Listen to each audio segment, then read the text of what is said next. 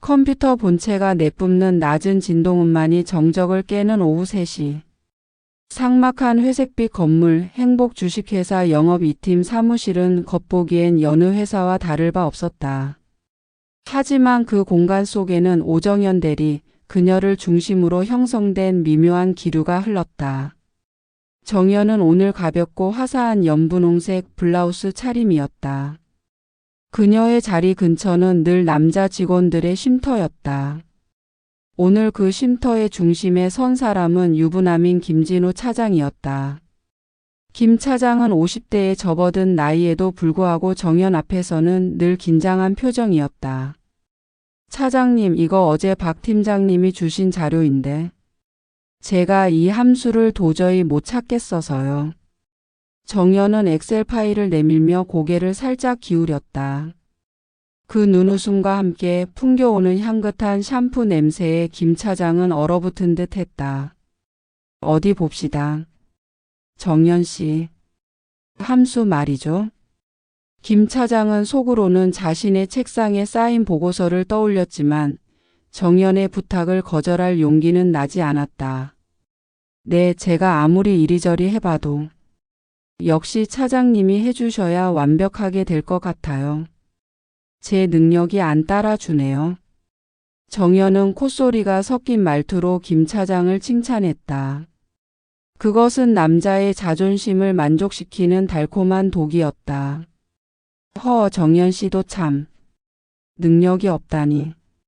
제가 얼른 봐드릴게요. 김 차장은 기꺼이 정연의 자리로 이동해 쪼그려 앉았다.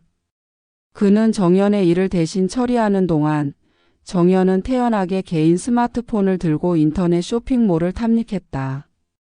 그녀에게 업무는 이미 남자의 손에 맡겨진 지 오래였다. 이 모든 광경을 맞은편 구석 자리에서 지켜보는 눈이 있었다. 영업팀의 송지수 대리였다. 지수는 단정한 정장 차림에 뿔테 안경을 쓰고 묵묵히 제 할 일만 했다. 그녀에게 정연의 웃음은 회사 기강을 무너뜨리는 값싼 무기로 보였다. 저 여우 같은 게. 자기 남편이 바로 옆 팀에 앉아 있는 걸 알면서도 저렇게 노골적으로 유혹하다니. 지수는 속으로 중얼거렸다. 그녀는 이 팀장에게 정연과 비교당하며 핀잔을 들은 적도 있었다. 송 대리, 정연 대리 좀 봐. 저렇게 밝게 웃으면서 열심히 하는데 말이야. 지수는 정연의 열심히의 실체가 무엇인지 이미 알고 있었다. 남자들에게 일을 떠넘기고 그 대가로 은밀한 보상을 취하는 것. 그리고 그 보상은 종종 야근을 핑계로 한 회의실에서의 미래라는 것을 지수는 짐작하고 있었다. 그녀는 더 이상 혐오감에만 머물고 싶지 않았다. 지수는 회사의 부패한 구조를 부수고 싶었다. 그리고 그 부패의 중심에는 오정연이 있었다. 점심시간이 끝난 오후 1시 30분. 직원들이 식곤증으로 나른해질 무렵 지수는 행동을 개시했다.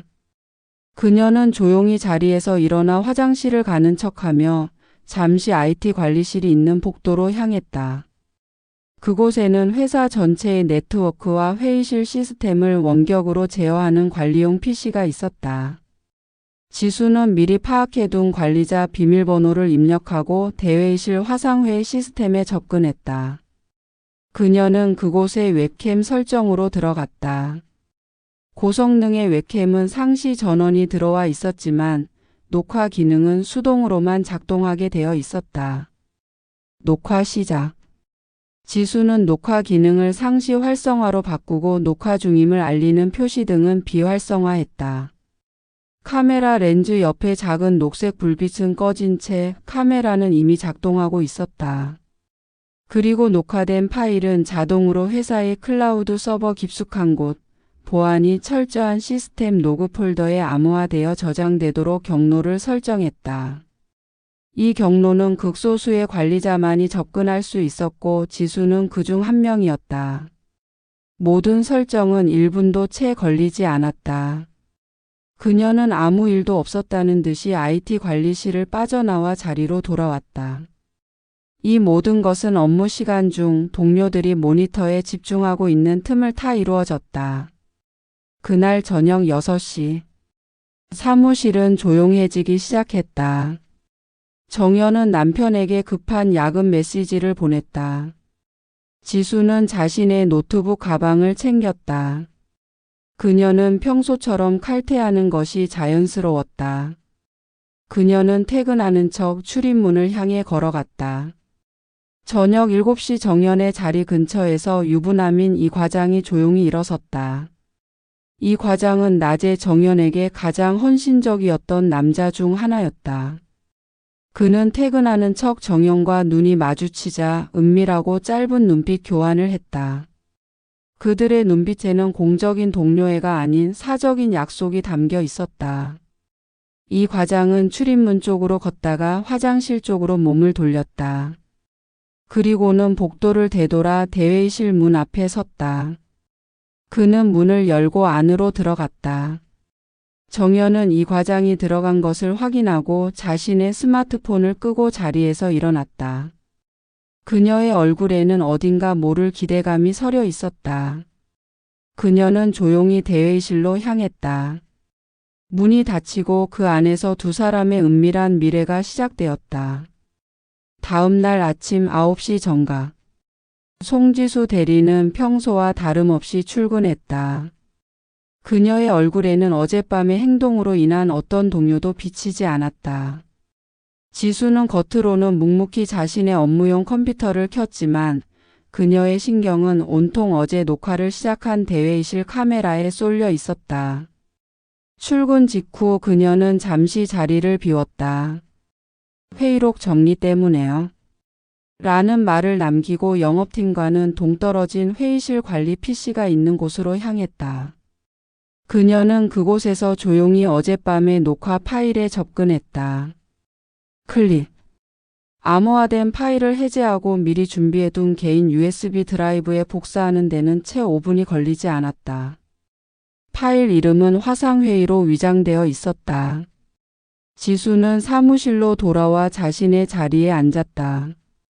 그녀는 하루 종일 업무에 집중하는 척하면서 점심시간이 되기를 기다렸다. 점심시간 직원들이 335 식사를 하러 나간 틈을 타 지수는 자신의 노트북을 열었다. 그리고 어젯밤의 영상을 재생했다. 화면 속 대회의실은 낮과는 완전히 다른 분위기였다.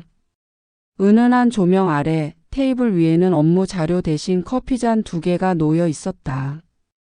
영상은 정연 대리와 이 과장이 문을 잠그고 들어온 순간부터 시작되었다. 이 과장은 낮의 딱딱한 모습은 온데간데 없었다. 그는 정연에게 기대어 속삭였고 정연은 김 차장에게 보이던 상냥한 미소 대신 나른하고 도발적인 표정을 짓고 있었다. 어제 보고서 제가 얼마나 신경 써서 처리했는지 아시죠? 덕분에 집에 늦게 들어갔는데 보상이 있어야죠. 이 과장이 짐짓투정을 부렸다. 정연은 몸을 살짝 뒤로 빼며 웃었다. 당연하죠, 과장님. 제가 과장님 노고를 어떻게 모를 수가 있겠어요. 제가 오늘 야근한 것도 다 과장님 때문인데. 그럼 됐습니다. 정연 씨. 이 과장은 곧바로 정연에게 가까이 다가섰다. 카메라의 시선은 움직이지 않고 고정되어 있었지만 그들의 행동과 대화는 모든 것을 적나라하게 보여주었다. 지수는 이어폰을 꽂고 그들의 대화를 들으며 속으로 분노와 경멸을 느꼈다. 이 과장은 정연의 부탁을 들어주는 대가로 사적인 보상을 취하고 있었고 정연은 자신의 업무 부담을 줄이기 위해 남편이 있는 직장에서 이런 미래를 즐기고 있었다. 저게 네가 말하는 야근의 실체였구나, 오정연. 지수는 영상을 끝까지 확인했다. 그녀는 단순히 불륜의 현장을 포착하는 데서 멈추지 않았다. 그녀는 정연의 일주일치 한 달치의 패턴을 확인하고 싶었다. 누가 얼마나 더 정연의 배우로 회의실 무대에 오르는지. 첫 주가 지나갔다. 금요일 저녁 정연은 또다시 남편에게 메시지를 보내고 회사에 남았다. 이번에는 영업 3팀의 박 팀장이었다. 박 팀장은 이 과장보다 더욱 노골적이었다. 그는 정연에게 값비싼 선물을 건네는 장면까지 카메라에 포착되었다. 박 팀장은 늘 정연의 비위를 맞추며 정연의 업무뿐만 아니라 사적인 심부름까지 도맡아 하는 인물이었다. 지수는 영상을 보며 혀를 찼다. 박 팀장님은 정말 제 마음을 잘 알아주신다니까요. 제가 이거 너무 갖고 싶었는데. 정연이 박 팀장이 건넨 작은 쇼핑백을 들고 활짝 웃었다. 그 웃음은 낮에 김 차장에게 보여주던 연기된 웃음이 아니었다. 진정으로 만족한 여자의 웃음이었다. 박 팀장은 어깨를 으쓱하며 말했다. 정연 씨만 기쁘다면야. 제가 오늘 야근 도와준 보람이 있죠. 정연 씨, 저도 주말 내내 정연 씨만 생각할 것 같습니다. 이어진 장면들은 지수가 상상했던 것보다 더 자극적이었다. 그녀는 이 영상을 회사에 공개하는 것이 얼마나 큰 파장을 불러올지 짐작할 수 있었다. 하지만 지수는 감정을 억누르고 냉정하게 생각했다. 당장 터뜨리면 안 돼. 증거는 확실해야 하고 규모가 커야 해. 지수는 주말 내내 집에서 영상을 편집하고 정리하는 데 시간을 보냈다. 그녀는 각 남자들과 정연이 만난 날짜, 시간, 그리고 만남의 강도와 내용을 꼼꼼하게 메모했다. 그녀는 이 모든 것이 회사의 공공자산인 화상회의용 카메라에 기록되었다는 사실이 핵심이라고 생각했다. 사적인 공간이 아닌 공적인 공간에서의 일탈. 두 번째 주가 시작되었다.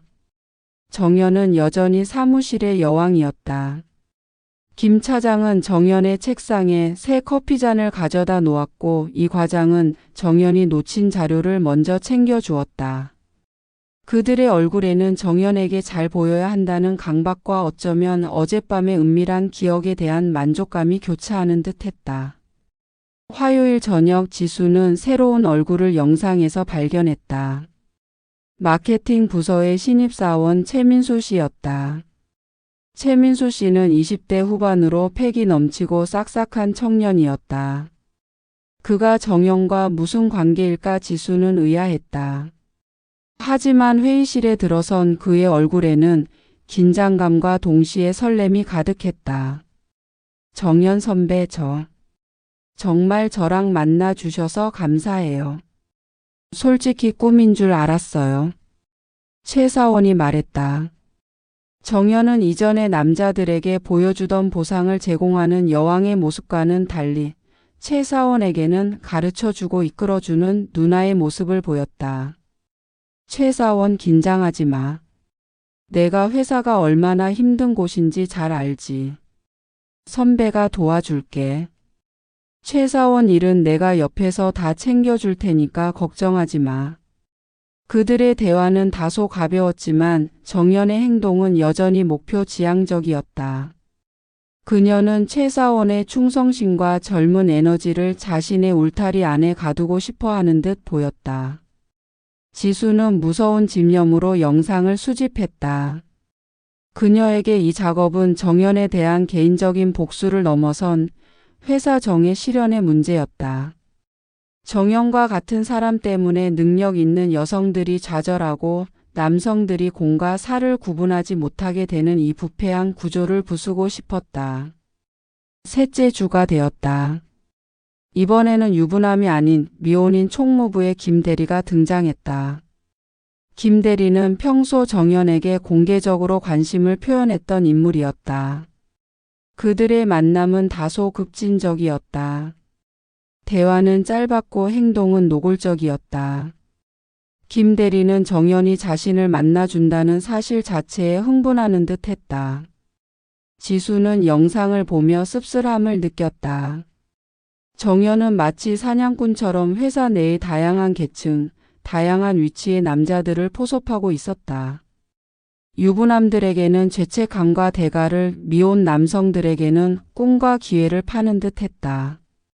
그리고 한 달이 거의 채워질 무렵 지수는 자신이 모은 영상의 마지막 퍼즐 조각을 발견하고 충격에 휩싸였다. 그날의 야근 파트너는 재무팀의 상무였다. 회사의 고위 임원. 정연의 남편도 함부로 대하지 못하는 위치의 인물이었다. 상무는 회의실에 들어서자마자 문을 잠갔다. 그는 다른 남자들처럼 정연에게 아부를 하거나 선물을 건네지 않았다.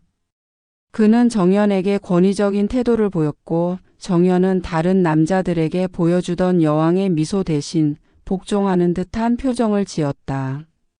오대리. 요새 자네 때문에 회사 분위기가 아주 좋아. 자네 남편도 덕분에 승진이 빨라질 거야. 나에게 충실하게 굴면 자네가 원하는 건 뭐든 얻을 수 있지. 상무가 말했다. 정연은 고개를 숙였다. 상무님. 감사드립니다. 상무님 말씀대로 따르겠습니다. 지수는 이 장면을 보며 손이 떨렸다. 이것은 단순한 불륜이 아니었다. 회사의 최고 위층까지 연루된 권력형 치정 관계였다. 정연은 자신의 미모와 성적 매력을 이용해 회사 내부의 권력 구조 깊숙이 침투하고 있었던 것이다. 지수는 마침내 한 달치 영상을 모두 모았다. 그녀는 조용히 노트북을 덮었다. 그녀의 머릿속에는 복잡한 감정들이 얽혀 있었지만 결론은 명확했다. 그녀는 총 5명의 남자와 정연이 이 회의실 카메라 앞에서 미래를 즐겼다는 결정적인 증거를 확보했다. 이 과장, 박 팀장, 최 사원, 김 대리 그리고 상무. 5명. 이 모든 영상은 행복 주식회사의 대회의실 화상회의 시스템에 의해 녹화되었고 그녀의 손에 의해 안전하게 보존되었다.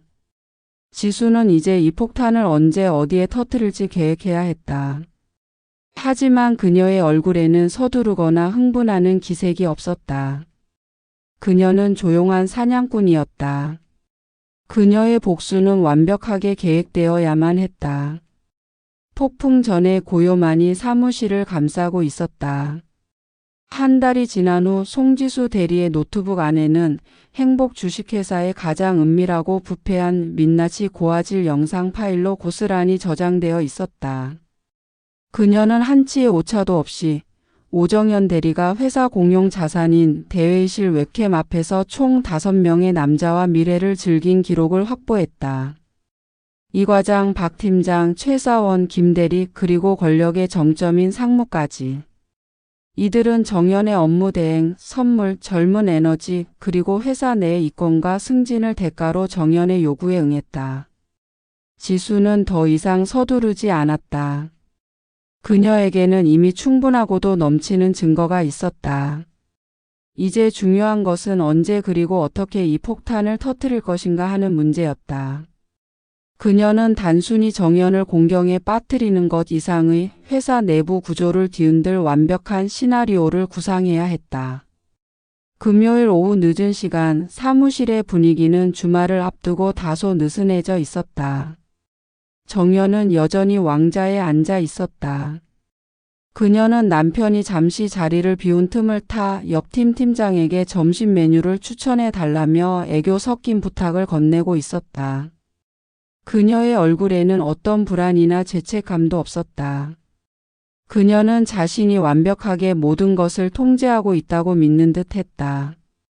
지수는 키보드 소리에 파묻힌 채 머릿속으로 모든 경우의 수를 계산했다. 단순히 영상을 인사팀에 제출하면 회사는 어떻게 나올까? 지수는 회사의 생리를 누구보다 잘 알고 있었다. 상무까지 연루된 문제였다.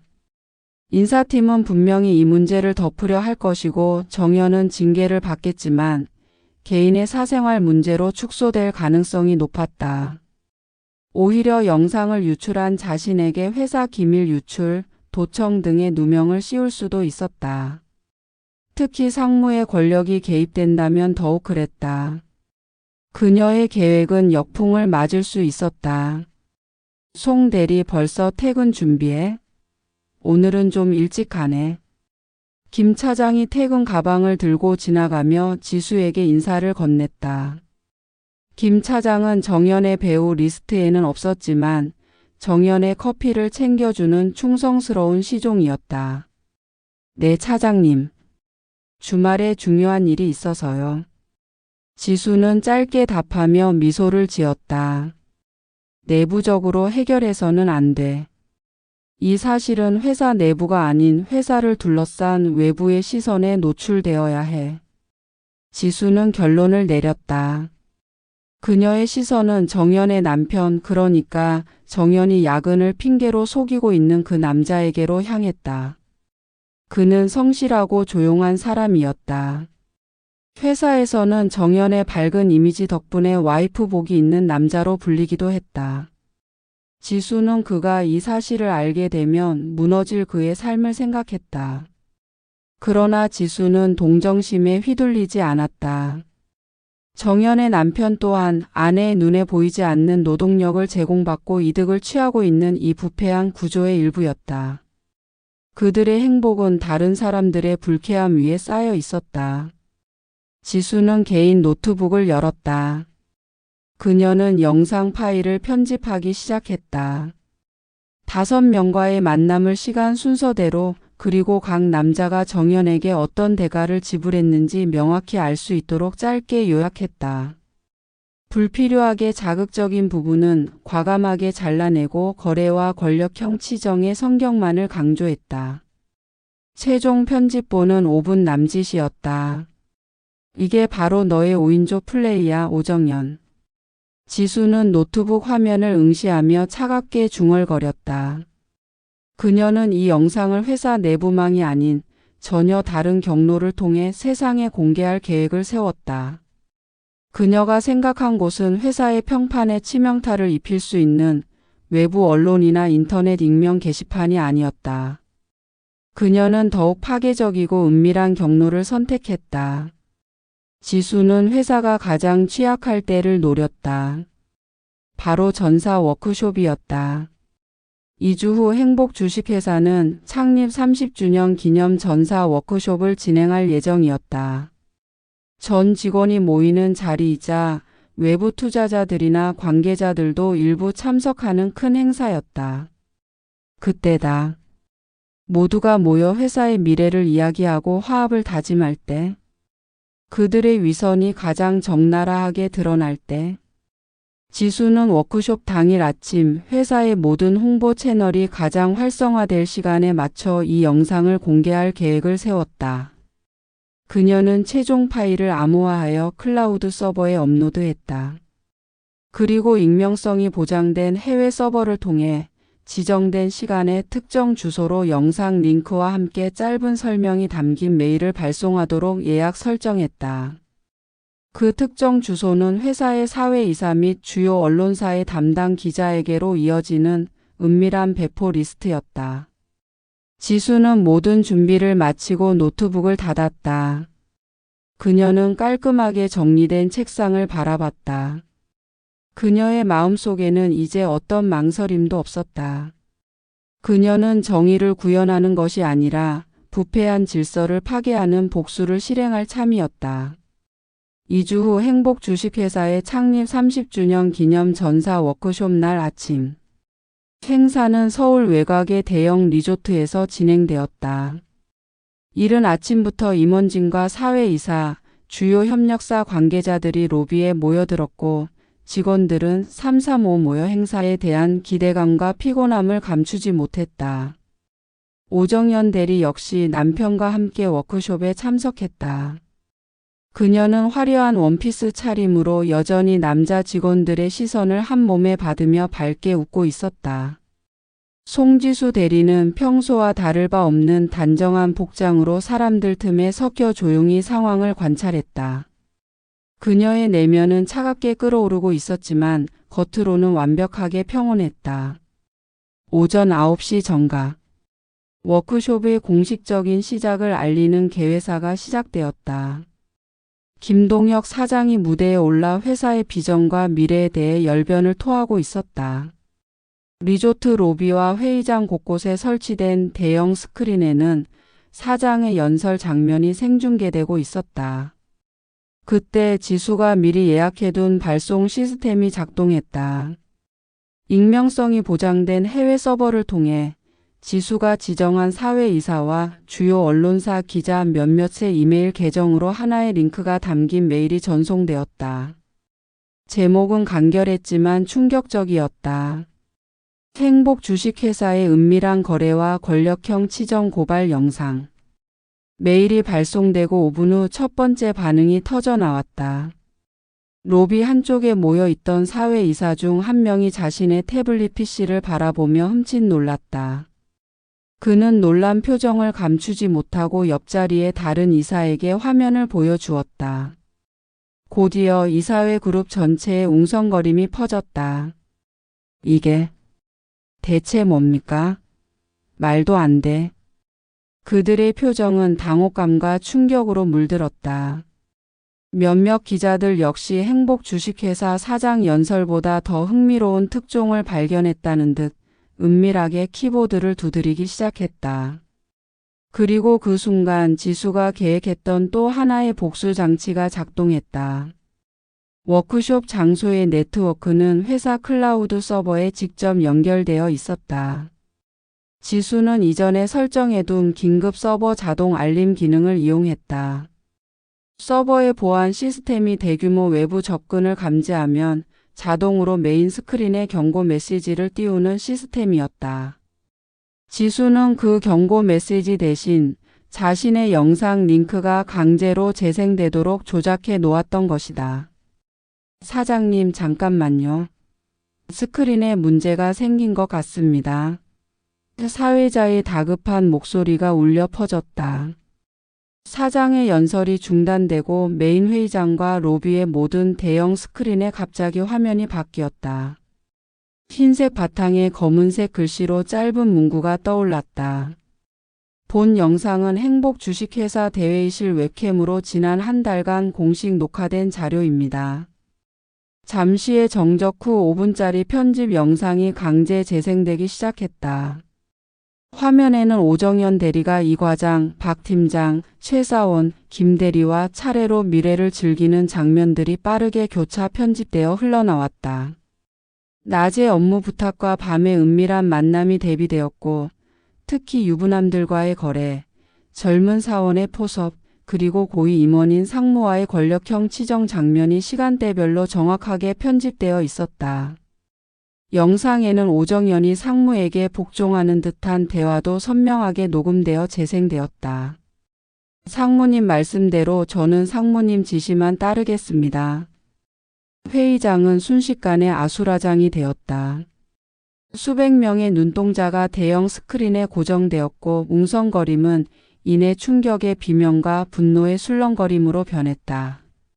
가장 먼저 무너진 것은 오정연이었다. 그녀는 자신의 이름과 얼굴이 대형 스크린에 번갈아 나타나고 자신의 은밀한 사생활이 회사 전체에 공개되자 몸이 굳어버렸다. 그녀는 믿을 수 없다는 듯 스크린을 바라보았고 이내 창백하게 질린 얼굴로 자리에 주저앉았다. 옆에 있던 그녀의 남편은 눈빛이 완전히 풀렸다. 그는 아내의 모습을 믿을 수 없다는 듯 바라보았고 이내 분노와 수치심에 얼굴이 붉게 달아올랐다. 그는 자리에서 벌떡 일어나더니 이게 다 뭐야? 오정연. 이게 정말이야. 라고 소리쳤다. 그의 절규는 행사장의 혼란 속에서도 명확하게 들려왔다. 영상에 등장했던 유부남들, 이 과장과 박 팀장, 그리고 상무는 얼굴이 흑빛이 되어 주변의 시선을 피하려 했다. 특히 상무는 자신의 지위와 체면이 한순간에 무너지자 분노보다는 공포에 질린 표정이었다. 사장과 임원진은 사태를 수습하려 했지만 이미 늦었다. 영상은 멈추지 않았고 충격적인 진실은 막을 수 없는 파도가 되어 행사장을 덮쳤다.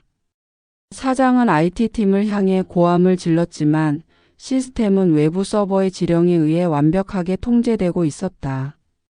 지수는 이 모든 광경을 조용히 지켜보았다. 그녀의 얼굴에는 어떤 격한 감정도 없었다.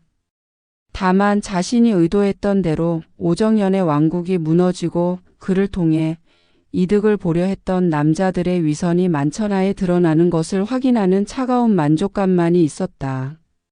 결국 영상은 5분이 다 채워진 후 멈췄다. 하지만 남겨진 충격은 엄청났다.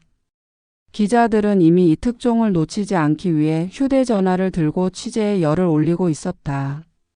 사태는 걷잡을 수 없이 커졌다.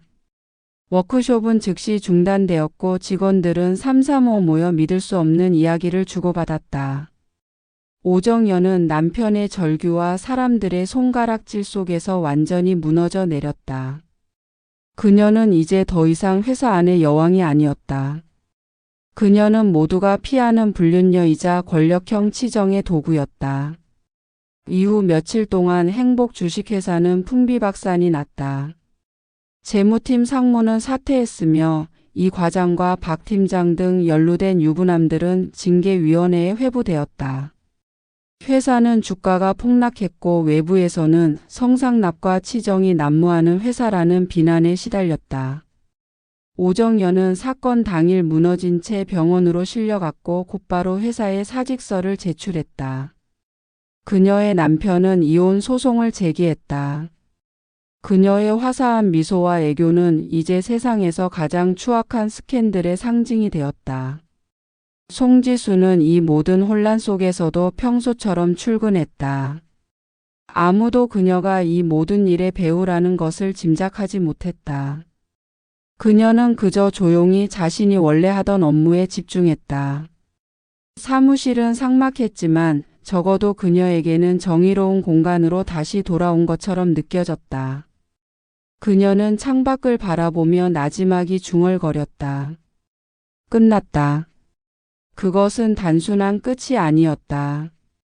오정연의 몰락이자 지수가 원하는 대로 부패한 질서가 파괴되었음을 알리는 조용한 승리의 선언이었다. 오정연 대리의 은밀한 영상이 회사 워크숍을 뒤엎은 후 행복 주식회사는 끝없는 나락으로 떨어졌다. 주가는 폭락했고 회사 이미지는 치정과 거래의 소굴로 전락했다. 연루된 상무와 이 과장, 박 팀장 등 유부남들은 즉각적인 징계를 받고 회사에서 퇴출당했다. 가장 혹독한 파국은 오정연의 남편 김민준 씨에게 닥쳤다. 민준 씨는 아내의 불륜과 그로 인한 수치심을 감당하기도 전에 회사로부터 냉정한 처분을 받았다. 며칠 후 민준 씨는 인사팀장에게 불려갔다. 김민준 대리. 매우 유감스럽습니다만 당사는 당신에게 오늘부로 해고를 통보합니다. 민준 씨는 멍한 표정으로 팀장을 바라봤다. 해고라니요? 제가 뭘 잘못했습니까? 저는 피해자입니다. 인사팀장은 눈을 피하며 딱딱한 목소리로 말했다. 이번 사태로 인해 김 대리의 아내인 오정연 대리가 상무님을 비롯한 임직원들과 부적절한 관계를 맺고 인사청탁의 핵심 고리 역할을 수행했음이 확인되었습니다. 비록 김 대리가 직접적으로 청탁을 했든 안 했든 당신의 현재 직위와 향후 승진이 그 부적절한 관계를 바탕으로 하고 있었다는 의혹에서 자유로울 수 없습니다.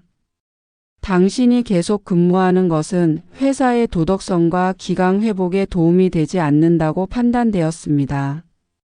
팀장은 숨기려 했지만 그 말투에는 불륜녀의 남편은 회사에 남아있을 자격이 없다는 냉혹한 메시지가 담겨 있었다.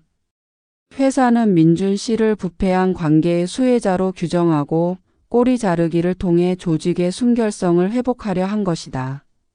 민준 씨는 항변할 수 없었다. 아내의 행위가 결국 자신의 목을 조른 셈이었다. 그는 그날로 사직서를 쓰는 대신 해고 통지서를 받아들고 회사를 떠나야 했다. 직장과 명예 그리고 평온했던 결혼 생활까지 모든 것을 잃은 채였다. 회사를 나온 민준 씨는 곧바로 아내 오정연을 상대로 이혼 소송을 제기했다. 그리고 상무를 비롯한 남자들에게 상간남 손해배상 청구 소송을 진행했다. 소송은 송지수의 완벽한 영상 증거 덕분에 민준 씨의 승리로 빠르게 기울었다. 법원은 정연에게 유책 배우자로서 이혼을 선고했고 상간남들에게는 거액의 위자료를 지급하라고 판결했다. 민준 씨는 법적인 승리를 거머쥐었지만 그의 얼굴에는 어떤 기쁨도 없었다. 그는 재판이 끝난 후 허탈한 표정으로 변호사에게 말했다. 이 돈이 무슨 소용입니까? 저는 아내에게 이용당했고 직장까지 잃었습니다. 제가 바라던 건 그저 깨끗한 결론뿐이었습니다. 한편 오정연 대리는 사건 발생 직후 병원에 실려간 이후 완전히 자취를 감추었다. 그녀는 회사에 사직서를 낸 후 남편의 이혼 소송에도 상간남들의 연락에도 심지어 언론의 취재 시도에도 응하지 않았다. 민준 씨가 승소 후 그녀의 행방을 찾기 위해 수소문했지만 아파트는 이미 비워져 있었다. 정연은 휴대폰을 해지했고 이사를 간 곳의 주소도 심지어 친정이나 친구들의 연락처도 모두 끊어버린 상태였다. 그녀는 마치 세상에서 존재 자체가 지워진 것처럼 사라졌다. 아무도 찾을 수가 없어요. 처음부터 모든 흔적을 지우려고 작정한 사람처럼요. 민준 씨의 변호사가 말했다. 오정연은 자신이 쌓아 올린 모든 것을 포기하고 과거를 아는 이가 아무도 없는 곳으로 완전히 새로운 삶을 시작하기 위해 도망친 듯 했다. 회사 안의 여왕이었던 그녀의 화려한 시절은 끝났고 그녀는 이름 없는 그림자가 되어 세상 속으로 숨어버렸다. 민준 씨는 법적인 승리에도 불구하고 폐허가 된 자신의 삶을 홀로 정리해야 했다. 그는 아내의 배신과 회사의 비열함 앞에서 모든 것을 잃었다. 그는 이제 아내에게 속았다는 사실과 그 대가로 모든 것을 잃은 불쌍한 남자로 기억될 뿐이었다. 송지수가 실행한 복수는 오정연의 삶을 무너뜨렸을 뿐 아니라 그녀에게 의지했던 모든 남자, 그리고 그녀의 남편까지도 함께 파국으로 몰아넣은 잔혹한 연쇄 반응이었다.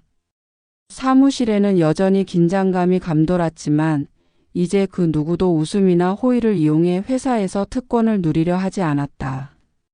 오정연의 흔적은 완전히 사라졌지만 그녀가 남긴 상처와 교훈은 회사에 깊이 각인되었다.